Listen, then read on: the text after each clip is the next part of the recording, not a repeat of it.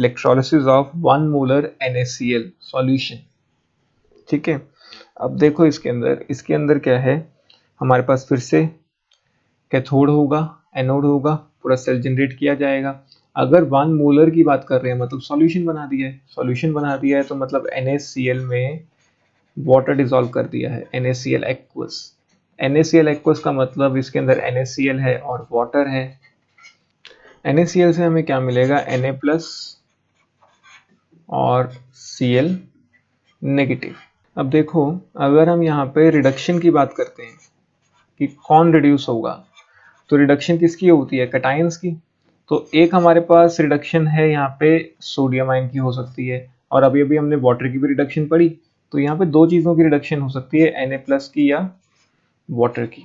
ठीक है, अगर हम Na प्लस की रिडक्शन कराएंगे तो रिएक्शन बनेगी ये, और अगर हम वाटर की रिडक्शन कराएंगे तो अभी अभी हमने पढ़ा कि वाटर की रिडक्शन में हम क्या लिखते हैं, कुछ इस तरह की रिएक्शन। Good out. ठीक है, तो हमारे पास इन दोनों में से एक ही रिएक्शन होगी, कौन सी होगी।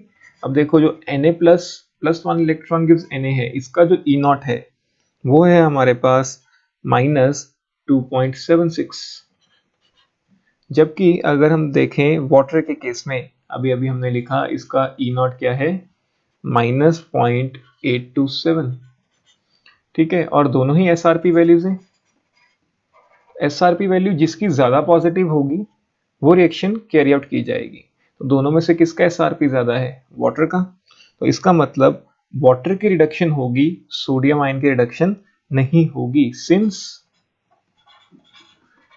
SRP of water is more,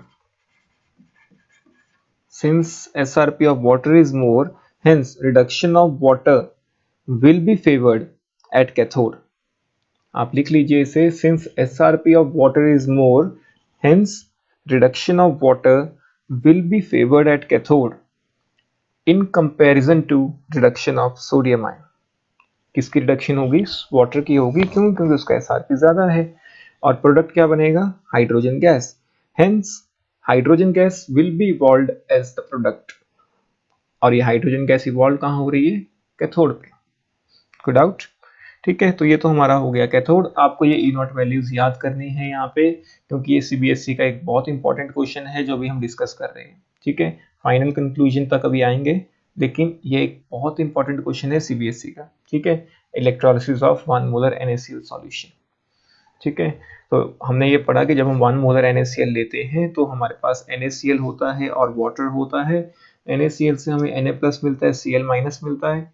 reduction में दो केसेस हैं, या तो हम सोडियम आयन की रिडक्शन कर सकते हैं या हम वाटर की रिडक्शन कर सकते हैं।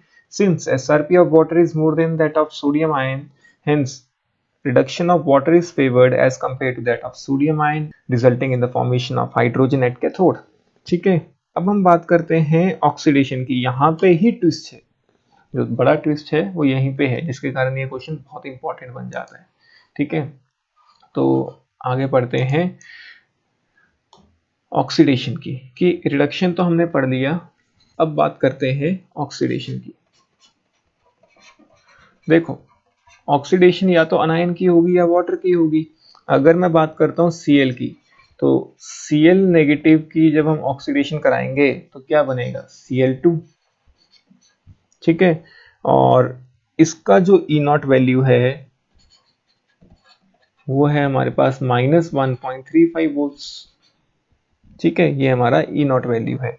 और अगर हम बात करते हैं, इसमें दो इलेक्ट्रॉन का एक्सचेंज आएगा, और अगर हम वाटर का ऑक्सीडेशन करवाएं, 2 moles of water gives O2 plus 4 electron plus 4 H plus, यही रिएक्शन लिखवाई आपको। और इसका E नॉट क्या लिखवाया मैंने आपको, -1.23 वोल्ट्स।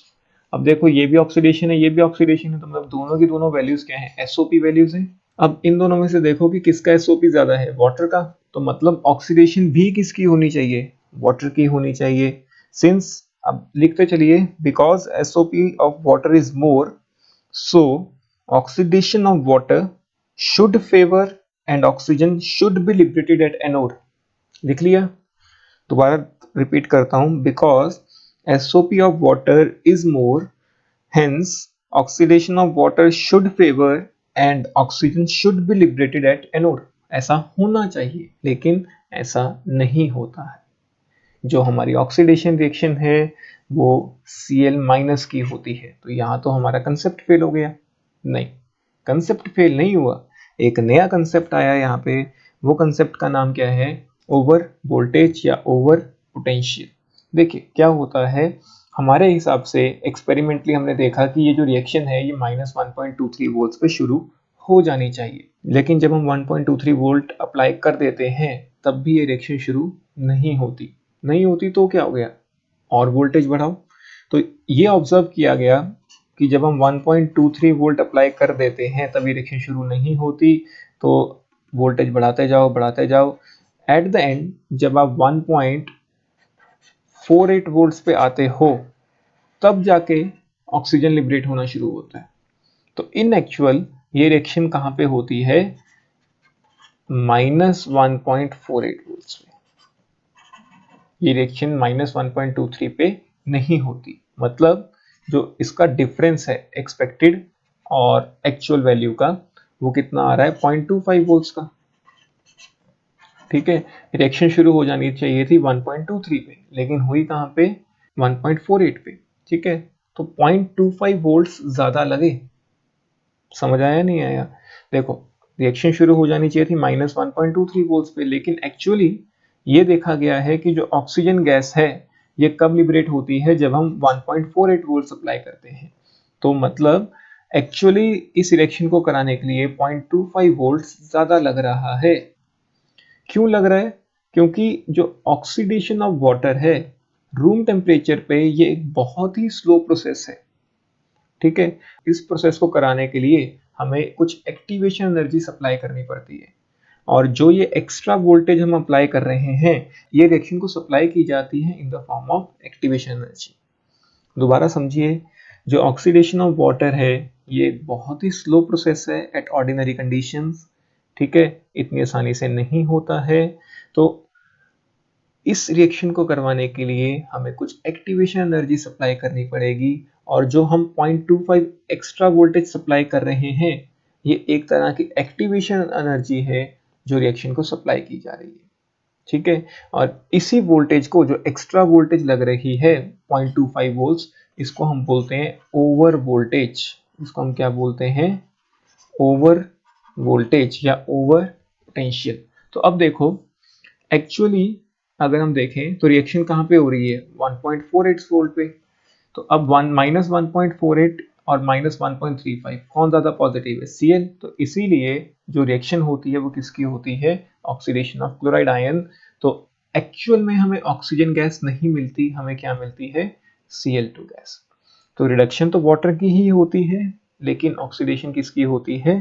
क्लोराइड की, resulting in the liberation of chlorine gas at anode. ठीक है, तो ये एक बहुत बहुत इंपॉर्टेंट पॉइंट है, इसको अच्छे से नोट करें। देखो, उसके आगे ही नोट कर लो जो हमने पहले लिखा था। ठीक है, उसके आगे ही नोट कर लो, मैं डिक्टेट कर रहा हूं, आप लिखिए। But oxidation of water is a slow process at room temperature. Oxidation of water is a slow process at room temperature and requires activation energy, which is supplied in the form of voltage from the battery. Which is supplied in the form of voltage from the battery. So the extra voltage required to start the oxidation of water is known as over potential or over voltage. ठीक है, कोई doubt? आगे लिखिए, due to this over voltage of oxygen. अब देखो, ये जो over voltage है हम इसको कैसे बोलते हैं? Over voltage of oxygen. ठीक है, तो लिखें इसमें, due to this over voltage of oxygen oxidation of water will not favour. क्यों? क्योंकि अब तो ध्यान से देखो तो ई नॉट किसका ज्यादा पॉजिटिव हो गया? क्लोराइड का, तो वही फेवर करेगा। ठीक है, तो ये बहुत इंपॉर्टेंट क्वेश्चन है सीबीएसई में कि अगर हम 1 मोलर NaCl लेते हैं, एक्सपेक्टेड ये है कि वाटर की ऑक्सीडेशन हो, ऑक्सीजन गैस लिबरेट हो, लेकिन एक्चुअल में क्लोरीन गैस मिलती है। क्यों? Because of over voltage of oxygen. Over voltage क्या है, क्यों होता है, ये हम सब लिख चुके हैं कि वो जो एक्स्ट्रा वोल्टेज है वो हमें एक्टिवेशन एनर्जी की फॉर्म में सप्लाई करना पड़ता है। ठीक है, कोई डाउट? तो अगर हम इसको कंबाइन करें, हमने दोनों रिएक्शंस पढ़ ली कि एनोड पे कौन सी रिएक्शन हो रही है और कैथोड पे कौन सी रिएक्शन हो रही है। देखो, हमने पढ़ा कि जो हमारा कैथोड है, कैथोड पे जो हमारी रिएक्शन हो रही है वो हो रही है 2 moles of water liquid gaining 2 electrons, converting into H2 gas plus 2 OH negative aqueous. और जो एनोड पे रिएक्शन हो रही है वो क्या हो रही है, 2Cl minus aqueous converting into Cl2 plus 2 electron. अगर आप इसको प्रॉपरली बैलेंस करो, इलेक्ट्रॉन्स कैंसिल करके जो हमने बैलेंसिंग सीखी है, तो आपके पास रिएक्शन बन जाएगी 2Cl minus plus 2H2O liquid converting into H2 gas plus Cl2 gas plus 2OH negative. अब देखो, हमने NaCl लिया था, यहाँ पे Na नहीं है, तो हम क्या करते हैं, 2 Na यहाँ लगा देते हैं और 2 Na यहाँ लगा देते हैं। और ये बच्चे बच्चे को पता है कि Na और Cl कंबाइन करके क्या बना देंगे, NaCl। तो 2 Na 2 Cl कंबाइन करके क्या बना देंगे, 2 NaCl। हमने बाद में Na क्यों ऐड किया, क्योंकि Na एक स्पेक्टेटर आयन है, वो रिएक्शन में पार्ट नहीं ले रहा था, तो शुरू में हमने उसको गायब कर दिया और एंड में हम उसको वापस ले आए। ठीक है, स्टार्टिंग वाली जो वीडियोस थी उसमें हमने पढ़ा था Spectator ions gives H2 gas plus Cl2 gas, और यहाँ पे देखिए OH और Na मिलके क्या बना देंगे, NaOH। अब अगर इस रिएक्शन को आप ध्यान से देखें, इस रिएक्शन में क्लोरीन भी लिबरेट हो रहा है और NaOH भी मिल रहा है। ठीक है, तो इसीलिए इस प्रोसेस को क्या बोला जाता है, क्लोर अल्कली प्रोसेस। क्लोर alkali process. तो क्लोर अल्कली प्रोसेस क्या होता है, electrolysis of 1 molar sodium chloride solution, aqueous sodium chloride solution. क्यों बोला जाता है, क्योंकि इसमें क्लोरीन और NaOH दोनों साइड बाय साइड मिलते हैं, इसीलिए हम इसको बोलते हैं क्लोर। क्लोरीन के लिए अल्कली, NaOH एक अल्कली होता है, तो क्लोर अल्कली प्रोसेस। कोई डाउट? अब ये जो हमने ओवर पोटेंशियल वाला कंसेप्ट डिस्कस किया, ठीक है, ये वैलिड है सिर्फ वाटर के लिए। और वाटर के केस में स्पेशली जब हम 1 मोलर NaCl एक्वस सॉल्यूशन लेते हैं तब ये वैलिड है। लेकिन अगर हम 1 मोलर ना लें, 2 मोलर लें या 1 से कम लें, ठीक है, तो अब इसको जनरलाइज कर लेते हैं। देखो, अगर हमारे पास 1 मोलर सॉल्यूशन है तब तो हमने पढ़ लिया एनोड पे हमें क्या मिलेगा, क्लोरीन गैस, और कैथोड पे हमारे पास क्या मिलेगी, हाइड्रोजन गैस। ठीक है, लेकिन अगर जो सॉल्यूशन है उसकी कंसंट्रेशन 1 मोलर से कम होती है, उसकी कंसंट्रेशन 1 मोलर से कम होती है, तब क्या होगा, तब ऑक्सीजन गैस मिलेगी एनोड पे, ठीक है, और कैथोड पे मिलेगी हमारी हाइड्रोजन गैस।